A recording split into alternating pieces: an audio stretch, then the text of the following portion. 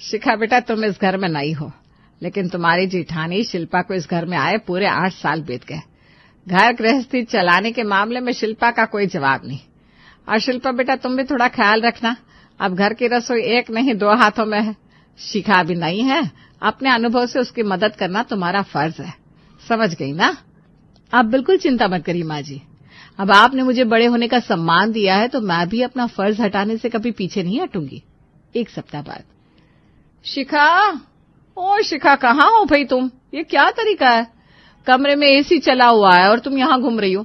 इस तरह से बर्बादी करोगी तो चला चुकी गृहस्थी। अरे इतनी बिजली इस्तेमाल करेंगे ना तो महीने का 10,000 का बिल आएगा। गृहस्थी की जिम्मेदारी तुम्हारे जैसे लोगों के हाथ में दे दी ना तो बस हो गया काम। अरे भाभी, जैसा आप समझ रही हैं वैसा कुछ भी नहीं है। मैं बस बाथरूम जाने के लिए कमरे से बाहर निकली थी। अरे चुप रहो, हमको पढ़ा ना पढ़ाओ, सब समझते हैं हम। जिस दिन से शादी करके घर में आई हूं ना, बिजली का बिल 3 गुना हो गया है। घर में एसी लग गया है। इसका ये मतलब नहीं कि 24 घंटा एसी को चलाकर ही रखूंगी।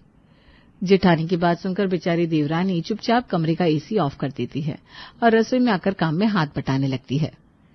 भाभी, आज लंच के लिए आलू टमाटर की सब्जी, दाल चावल और रोटी ठीक रहेगी ना?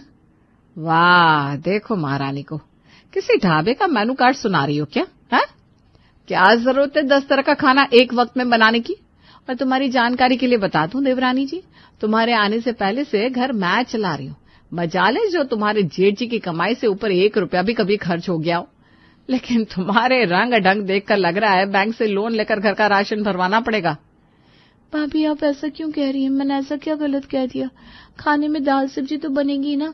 आप कहे तो खिचड़ी बना दो। देखो ओ महारानी की जुबान कैसे कैंची की तरह कतर कतर चलती है। अरे महारानी, मैंने ये नहीं कहा कि घर में खर्च बचाना है तो खिचड़ी खाकर काम चलाना पड़ेगा। अरे भाई, एक तरह की दाल सब्जी खाकर भी तो काम चल सकता है। और क्या जरूरत है रोटी चावल सलाद पापड़ सब एक साथ बनाने की? 5 स्टार होटल में नहीं बैठे हैं, घर है ये। और घर में सारे काम ना अपनी जेब देखकर करने पड़ते हैं। कुछ समझ में आया देवरानी जी? सही बताए तो आपके भरोसे ये गृहस्थी चल ही नहीं पाएगी। जेठानी के मुंह से ऐसे कड़वे वचन सुनकर बेचारी देवरानी एक बार फिर से सहम गई थी। अच्छा छोड़ो तुम ये सब, ये रसोई का काम मैं संभालूंगी। ऐसा करो, महीने भर के राशन की लिस्ट बना दो, फिर शाम को स्टोर में चलकर सामान खरीद लेते हैं।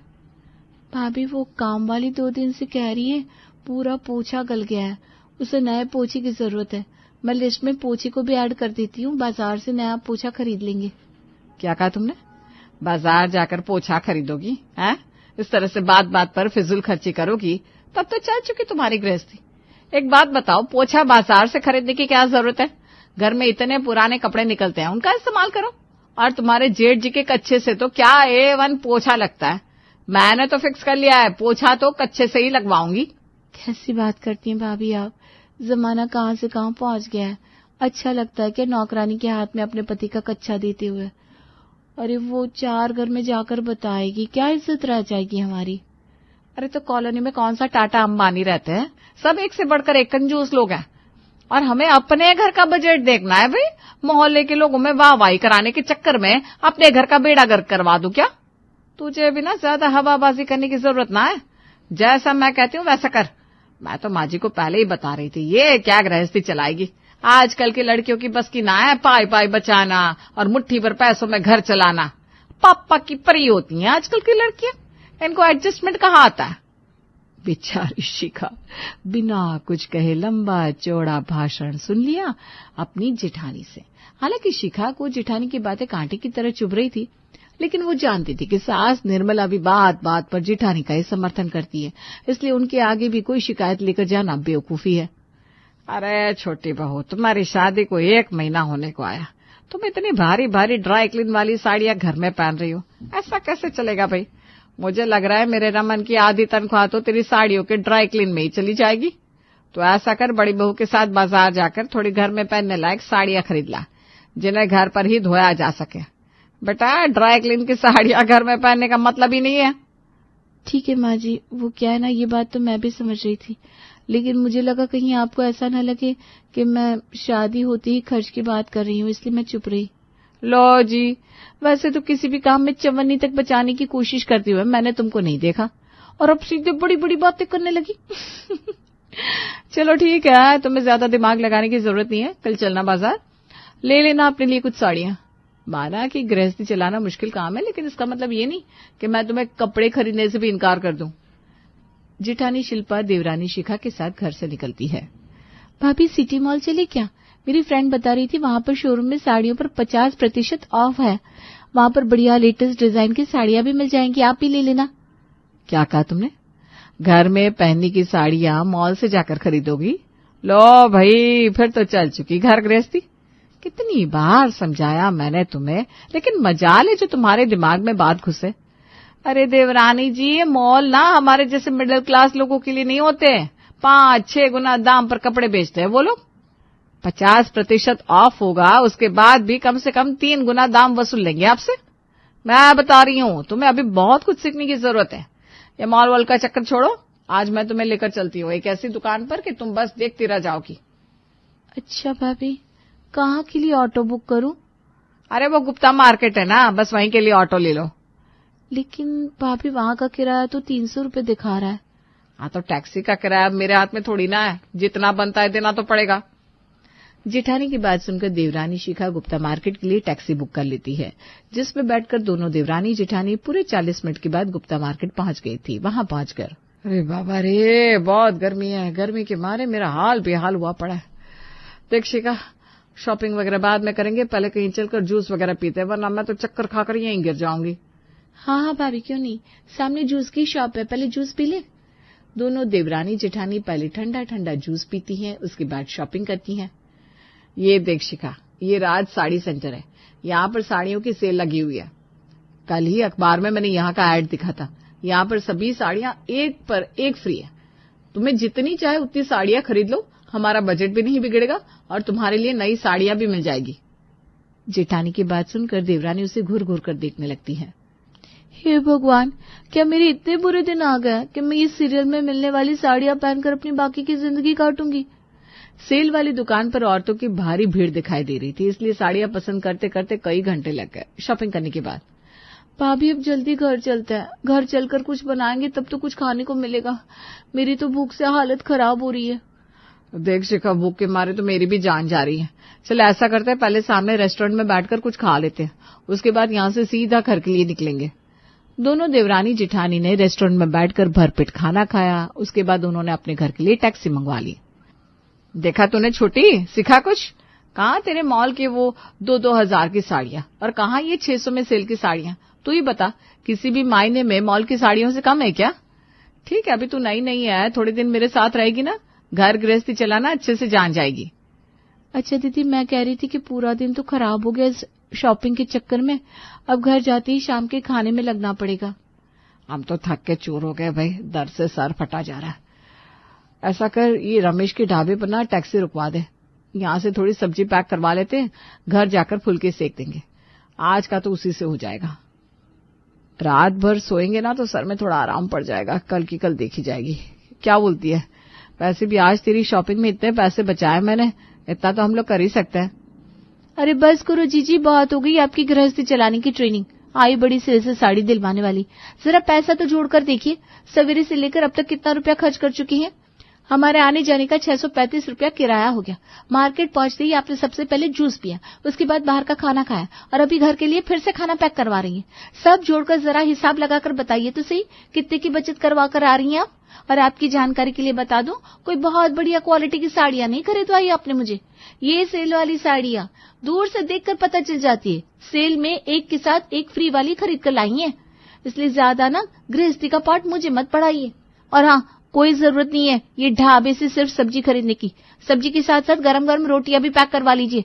थकान सिर्फ आपको नहीं हो रही है, मुझे भी हो गई है। मैं घर जाकर किसी के लिए रोटी नहीं बनाने वाली। जब से शादी करके आई हूं तब से गृहस्थी चलाने का पाठ पढ़ा रही है मुझे, खुद को कुछ आता नहीं, मुझे सिखाने चलिए। पिछले 1 महीने से जेठानी जो स्मार्टनेस छोटी बहू को दिखा रही थी, वो सारी स्मार्टनेस धरी की धरी रह गई। छोटी बहू अपने दिल की सारी भड़ास निकालकर हल्का महसूस कर रही थी। विराट घर से ऑफिस जाने के लिए निकल रहा था। हाय विराट, तू तो दिन ब दिन बड़ा ही सोना होता जा रहा है। अब बड़ा हो गया है तो सोना तो होगा ही, और अब तो इसकी इंटरनेशनल कंपनी में नौकरी भी लग गई है। अरे वाह, ये तो तूने बड़ी अच्छी खबर सुनाई कावेरी। इस बात पे मिठाई तो खिला। अरे मिठाई तो खिलाऊंगी, लेकिन पहले इसके लिए कोई लड़की बता। अब विराट की शादी की उम्र हो गई है, बस अब मेरी छोटी बहू आ जाए तो हमारा परिवार भी पूरा हो जाएगा। अरे विराट के लिए लड़कियों की लाइन लगी होगी। इतना हैंडसम है, पढ़ा लिखा है, इतना अच्छा कमाता है, तुम्हारा इतना अच्छा खासा मकान है, कोई भी लड़की इस घर में शादी करने के लिए तैयार हो जाएगी। हाँ वो बात तो है, लेकिन लड़की मिलनी भी तो चाहिए ना। तेरी नज़र में कोई लड़की हो तो बता ना। अरे और किसी को क्यों ही देखना है, मेरी भतीजी है ना, मेरे छोटे भाई की बेटी गीत, बड़ी गुणवान लड़की है, पढ़ी लिखी है, दिखने में भी बड़ी सुंदर है। अरे फिर तो इससे ज़्यादा और क्या चाहिए। अगर तेरे परिवार की बेटी है फिर तो अच्छी ही होगी। अरे हाँ हाँ, बहुत अच्छी है मेरी भतीजी गीत। तुम कहो तो आज ही मेरे भाई भाभी से बात कर लूँ। अरे नेकी और पूछ आज ही बात कर ले। निम्मो कावेरी से बात करने के बाद अपने भाई भाभी के पास आती है और उनसे विराट के लिए गीत के रिश्ते की बात करती है। अरे भैया, मैं आपको क्या ही बताऊं, बहुत ही अच्छा लड़का है विराट, और दिखने में तो बिल्कुल हीरो लगता है, हीरो। कमाता भी अच्छा है। हमारे गीत के लिए तो वो घर बहुत ही अच्छा रहेगा। जी आपको पता है ना, हमारी गीत थोड़ी सी चुलबुली है, उसे घर का ज़्यादा काम नहीं आता और उसका खाने में भी इतना हाथ कुछ खास अच्छा नहीं है। अरे उसकी चिंता तुम मत करो, वो सब मैं संभाल लूँगी शांति। मेरी भतीजी है गीत, इसलिए कावेरी कुछ पूछेगी भी नहीं उससे। मुझे तो सही लग रही है निम्मो की बात। शांति, मुझे भी नहीं लगता कि इससे अच्छा ससुराल हमें गीत के लिए मिल सकता है। बिल्कुल सही सोच रहे हैं आप भैया, और मैं तो हूँ ही पड़ोस में, कोई भी तकलीफ होने नहीं दूंगी गीत को।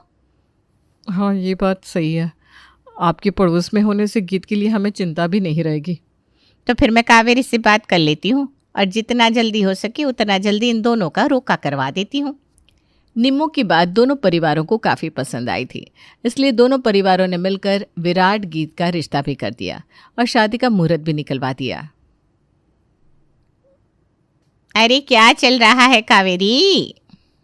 बस शादी की तैयारियां चल रही है निम्मो, और क्या। हाँ आंटी जी, अब तो शादी में वक्त ही कितना रह गया है, इसलिए सब कुछ जल्दी जल्दी कर रहे हैं। ये देखिए, हमने तो खरीदारी भी शुरू कर दी। ये सूट तो बहुत सुंदर है, ये तुमने गीत के लिए लिया है क्या?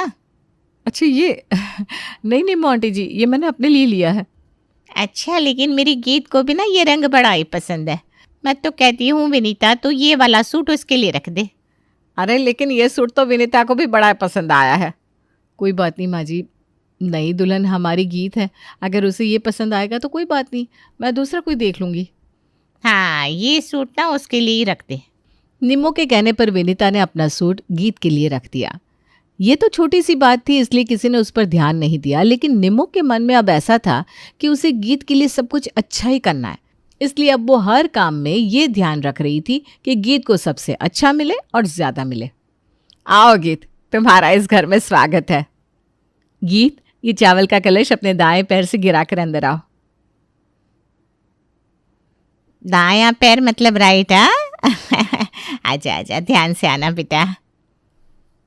जी बुआ जी। निम्मो, अब तुम्हें गीत की चिंता करने की कोई ज़रूरत नहीं है, अब वो अपने ससुराल में आ गई है। हाँ आंटी जी, अब हम हैं गीत का ध्यान रखने के लिए। हाँ हाँ, लेकिन मैं भी क्या करूं, गीत को बचपन से अपनी बेटी की तरफ पाला है, इसलिए उसके लिए चिंता रहती है ना बस। हाँ वो बात तुम्हारी सही है, लेकिन यहाँ इतने लोग हैं अब गीत का ख्याल रखने के लिए, हैं? ठीक है, अब मैं चलती हूँ। गीत बेटा अपना ख्याल रखना, और अगर कोई भी दिक्कत हो तो मैं हूँ, ठीक है? जी बुआ जी। निम्मो अपने घर चली तो आई थी, लेकिन उसे अभी भी गीत की फिक्र हो रही थी, क्योंकि उसे पता था कि गीत काम करने में इतनी अच्छी नहीं है और ना ही उसे अच्छे से खाना बनाना आता है। इसलिए उसने अपने रसोई की खिड़की खोल दी, जिससे वो गीत को देख पाए। अरे गीत बेटा, क्या कर रही है? बुआ जी, सबके लिए चाय बना रही हूँ।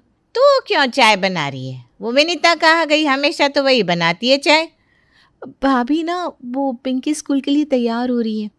तुझे काम पर लगाकर खुद अपनी बेटी को तैयार कर रही है। वाह भाई वाह, तेरे आते ही उसने काम चोरी शुरू कर दी। बुआ जी, ये चाय में और क्या डालते हैं? देख, मैं ना तुझे चाय का मसाला देती हूँ, उसे चाय में डालेगी तो तेरी चाय उस विनीता से भी ज़्यादा अच्छी बनेगी। ठीक है बुआ जी। निम्मो गीत को चाय का मसाला देती है, जिससे उसकी चाय और भी मज़ेदार बन जाती है और वो जानबूझकर फिर उसके घर आती है। माँ जी ये लीजिए चाय। अरे गीत, वाह क्या खुशबू आ रही है चाय की। मेरे घर तक आ रही है चाय की खुशबू तो। हाँ, ये बात तो सच है कि आज गीत ने चाय विनीता से भी कई गुना ज्यादा अच्छी बनाई है। मजा आ गया भाई पीकर इसे। अरे मेरी गीत है ही ऐसी, जो भी काम करती है बड़े दिल से करती है। चाहे उसका आज ससुराल में पहला दिन है, लेकिन देखो विनीता को कितना आराम दे रही है ना। खुद सारा काम कर रही है। हाँ, विनीता वैसे तो सुबह ही काम पर लग जाती है, लेकिन आज तो गीत ने सब कुछ संभाल लिया है। शाबाश बहू। और आज तो गीत की पहली रसोई भी है। आज? हाँ, आज उसका पहला दिन है ना रसोई में, तो आज ही उसकी पहली रसोई करवा देंगे। पहले कुछ मीठा बनाएगी, फिर सबके लिए खाना बना देगी। अच्छा ठीक है, फिर मैं भी चलती हूँ। अरे तुम्हें क्या हुआ?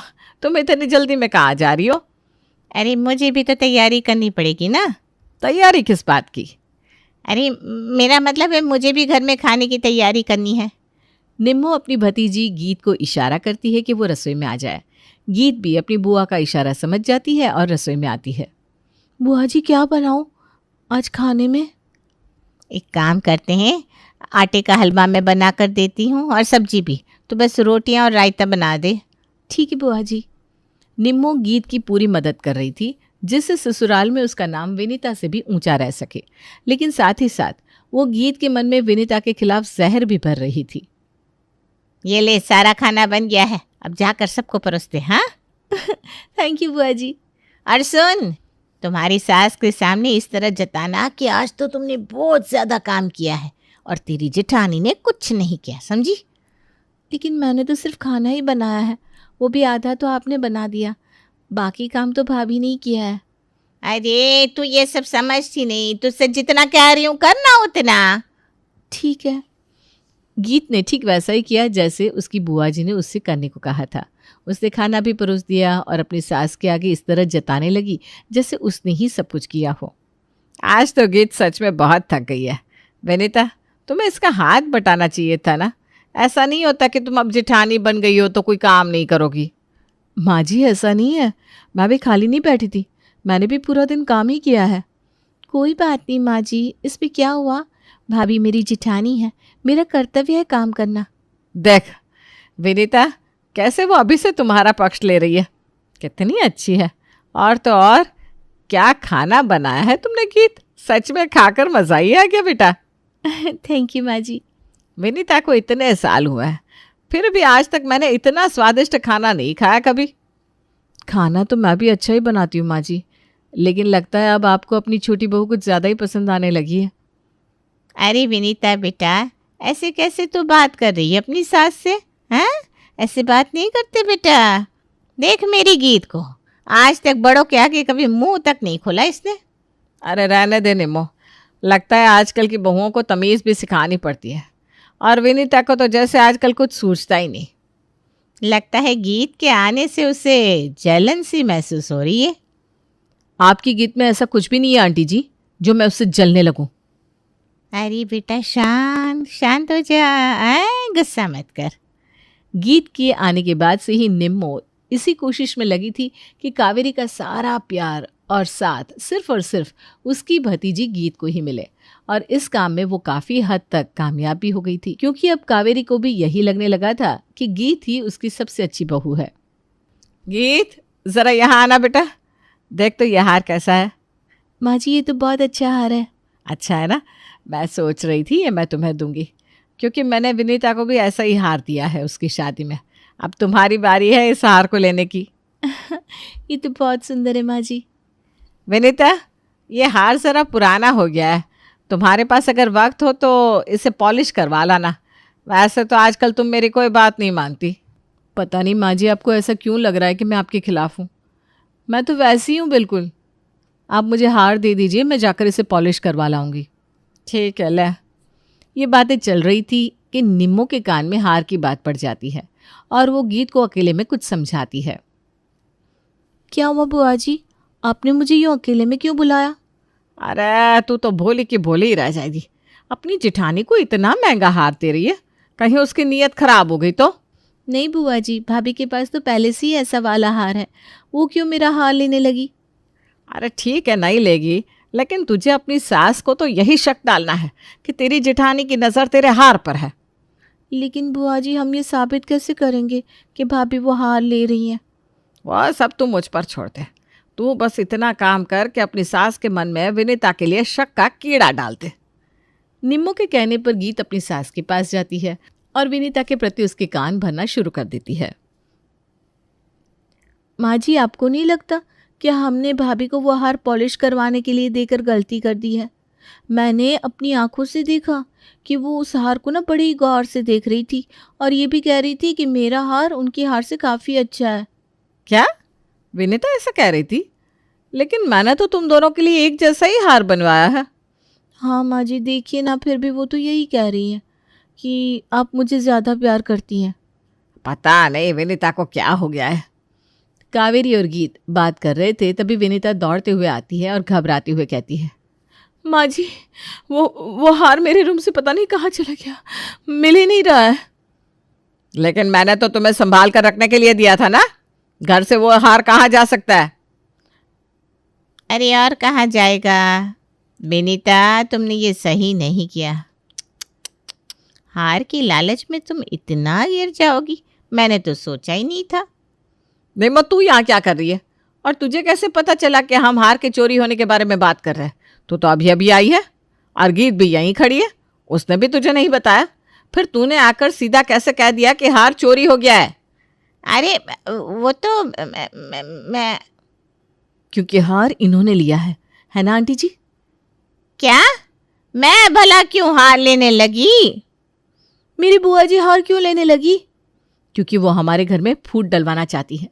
उन्होंने ही तुमसे कहा था ना कि माँ जी के कान भरो, है ना? क्या हुआ, चौंक गई कि मुझे कैसे पता चला? क्योंकि माँ जी और मैंने तुम दोनों की बात सुन ली थी।